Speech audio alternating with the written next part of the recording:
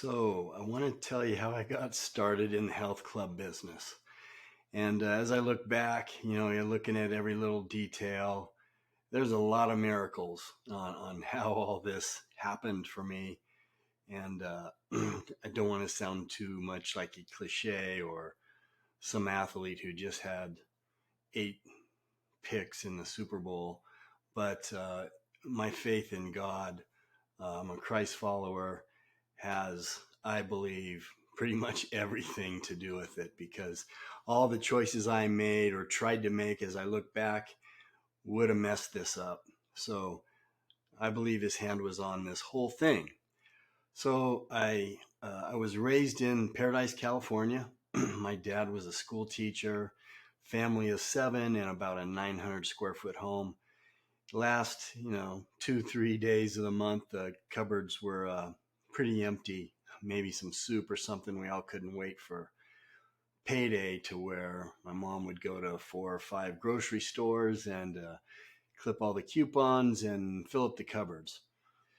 So my point with that is I wasn't born with a silver spoon in my mouth.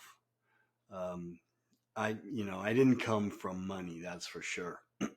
So after college, took my first job in the Palm Springs area, Palm Desert.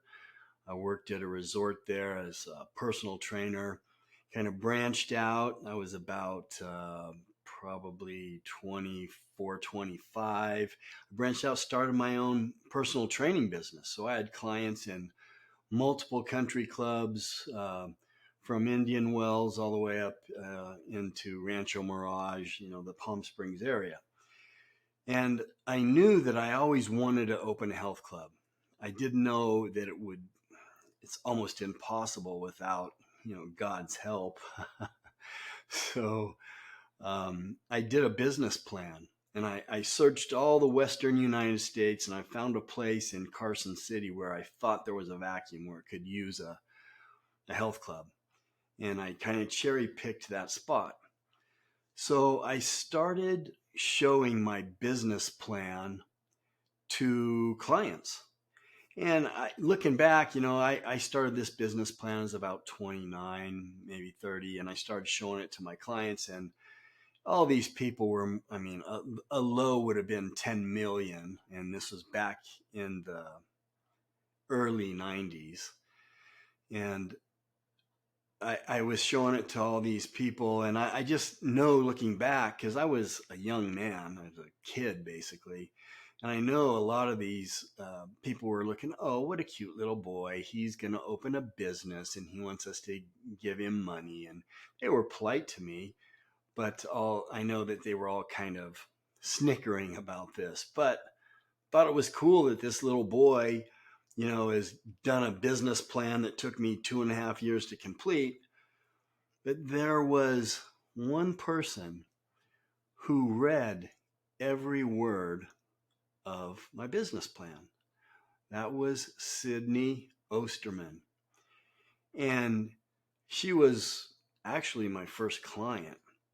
And the way I got this client was I went into an equipment store with a card that I just printed up. And I said, I'm a personal trainer.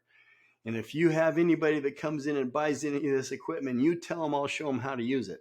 So I get this call from Bill Osterman, Sydney's wife, and there you go. I had my first customer. So Sydney read the whole business plan, and she tells Bill, her husband, we have to invest in this kid. He's going, we do? Why? She said, he knows how many pieces of toilet paper he's going to use in the first 3 years. Well, there's the first miracle, toilet paper.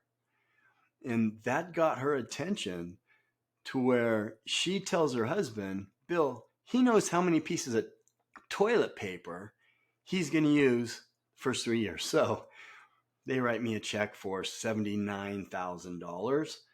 And they go, okay, go do your health club. And Bill told me many years later, he goes, this is the best investment I've ever made. I'm going, what? I know you got about 40, $50 million. back in the 90s. And I couldn't figure it out, but I go, oh, I get it. $79,000. I paid the 79,000 back in about 8 months from the time I took it, 8, 9 months.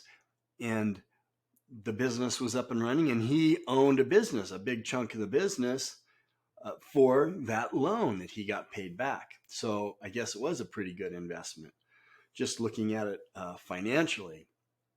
Okay, so I had the $79,000, but who's going to build a little kid a building, a multi-million-dollar building that's going to be a health club, a special use type building? Who's going to do that for this little kid who doesn't, basically, 31, 32 at the time, who doesn't have any experience, just has this dream of opening a health club. And I thought I knew what I was doing. Looking back now, I didn't. So I was talking to some people in Carson City, some of the developers, and they said, you need to talk to Roger Shaheen. Roger Shaheen lives in Indio. I go, Indio? That's where I live. I live in Palm Desert, at the time. And so I said, okay. So I went over to see Roger Shaheen, who's a developer in Carson City. And he asked me, okay, what's this club going to be like? Is it going to be like the Gold's Gym in Palm Desert? I said, exactly like that. I want about that size. And that's exactly what it's going to be. Fitness only is about 15,000 square feet. And he said, okay, I'll build that for you. Well, there's a miracle also right there. For a guy to build, I go, okay, so now what do? I give you rent? Yeah, you can give us first and last. So we take some of the $79,000, and that's first and last month's rent. But who would do that? Who's going to build a multi-million-dollar building for a little kid who's going to, open a health club? So now how do I get equipment? Well, I met a guy who was just starting out and kind of wanted to use my build or our building, our gym, for kind of a showcase for his new equipment. Sure enough, we got equipment in there. We got a really good deal to get that in on a lease.